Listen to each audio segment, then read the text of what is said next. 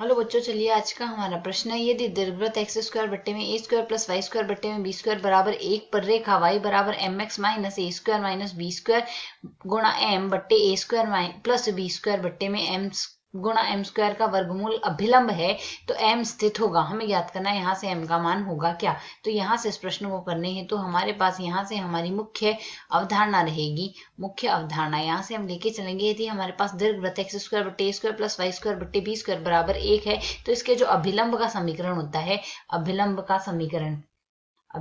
का समीकरण बराबर हमारे पास क्या लिखा जाता है। इसका समीकरण यहाँ से हमारे पास लिखा जाता है ए सेक थीटा गुणा में आएगा एक्स माइनस माइनस आएगा हमारे पास यहाँ से बी कोसेक थीटा गुणा में आएगा वाई बराबर में आएगा ए स्क्वायर माइनस बी स्क्वायर। ये हमारे पास मान आएगा। अब यदि यहाँ से इसकी हम सरल रेखा से तुलना कर ले वाई बराबर एम एक्स प्लस सी से, वाई बराबर एम एक्स प्लस सी से यदि हम यहाँ से इसकी तुलना करते हैं तो इससे यदि हम सरल करेंगे तो एम एक्स माइनस वाई बराबर में माइनस का सी आएगा, अर्थात एक समीकरण तो हमारे पास ये होगी, दूसरी समीकरण हमारे पास ये होगी। अब यदि हम इन दोनों समीकरणों की यहाँ से यदि तुलना करें तो हमारे पास मान क्या आएगा। इसका मान आ जाएगा हमारे पास ए सेक थीटा बट्टे में हमारे पास क्या आएगा, ये हम तुलना से लिख रहे हैं,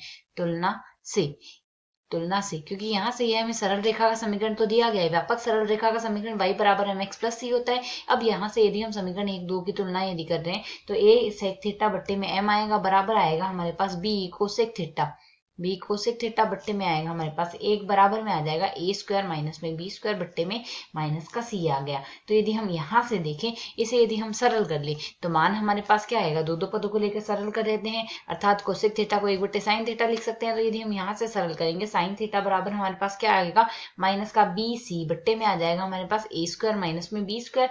ठीक इसी प्रकार कोस थीटा बराबर हमारे पास यहाँ से क्या आ जाएगा, माइनस का ए सी बट्टे में एम गुणा में ए स्क्वायर माइनस में बी स्क्वायर आ जाएगा हमारे पास यहाँ से। अब हम जानते हैं हमारे पास यहाँ से sine square theta plus cos square theta बराबर हमारे पास यहाँ से क्या लिखा जाता है, बराबर होता है हमारे पास एक। तो यदि हम इसे सरल कर ले तो मान क्या आ जाएगा, बी स्क्वायर सी स्क्वायर बट्टे में आएगा हमारे पास यहाँ से ए स्क्वायर माइनस में बी स्क्वायर का होल स्क्वायर आ गया प्लस ए स्क्वायर सी स्क्वायर बट्टे में आएगा एम स्क्वायर गुणा में आ गया ए स्क्वायर माइनस में बी स्क्वायर का होल स्क्वायर बराबर आ जाएगा हमारे पास यहाँ से एक। अब यदि इसे हम यहाँ से सरल करते हैं तो हमारे पास यहाँ से मान क्या आ जाएगा, यहाँ से सी स्क्वायर एक तो हमारे पास उभयनिष्ठ आ जाएगा या फिर सी स्क्वायर उभयनिष्ठ ले लिया। इसे यदि हम आगे और सरल कर ले, इसे सरल करके यहाँ से हम क्या लिख सकते हैं, एक तो हमारे पास सी स्क्वायर उभयनिष्ठ आ गया और बाकी यदि हम पद और सरल करें तो ए स्क्वायर माइनस बी स्क्वायर भी हम यहाँ से उभयनिष्ठ बी स्क्वायर का होल स्क्वायर उभयनिष्ठ ले लेते हैं। बाकी बचे हुए पद को हम सरल करके क्या लिख सकते हैं, एम स्क्वायर गुणा में आ गया बी स्क्वायर प्लस में आ जाएगा ए स्क्वायर और बट्टे में हमारे पास यहाँ से एक और आ रहा है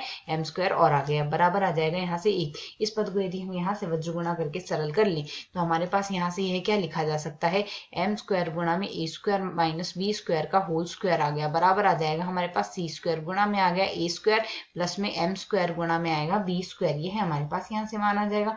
इसे यदि हम यहाँ से और सरल करें तो सी बराबर हमारे पास यहाँ से क्या लिखा जा सकता है, सी बराबर आ जाएगा हमारे पास यहाँ से वज्र गुणा करके वर्गमूल कर देते हैं तो मान आ जाएगा प्लस माइनस एम गुणा में आएगा ए स्क्वायर माइनस में बी स्क्वायर और बट्टे में हमारे पास यहाँ से मान आ गया ए स्क्वायर प्लस में एम स्क्वायर गुणा में आ रहा है बी स्क्वायर। इसका आ रहा है हमारे पास यहाँ से वर्गमूल। तो जैसा कि हम यहाँ से देख सकते हैं सी का मान धनात्मक और ऋणात्मक दोनों आ रहा है। तो यदि हम यहाँ से समीकरण से देखें, प्रश्न में हमें जो समीकरण दी गई है यहाँ से यह हमारे पास समीकरण कुछ इसी प्रकार तो दी गई, वाई बराबर एम एक्स और माइनस में यह सी का जो मान है वह ऋणात्मक लिया गया है, अर्थात यही समीकरण हमें यहाँ से दी गई। अब यदि हम यहाँ से देखें, इसमें हमारे पास जो एम का मान होता है वह हमारे पास वास्तविक संख्याओं के समुच्चय आर से लिया जाता है, यही स्थिति तो ली जाती है। तो यहाँ से यदि हम देखें तो यह आर से लिया जाएगा, एम से तो आर में, यदि आर में होगा तो यहाँ से हमारा विकल्प बी एक सही। आशा है समझ आया। धन्यवाद।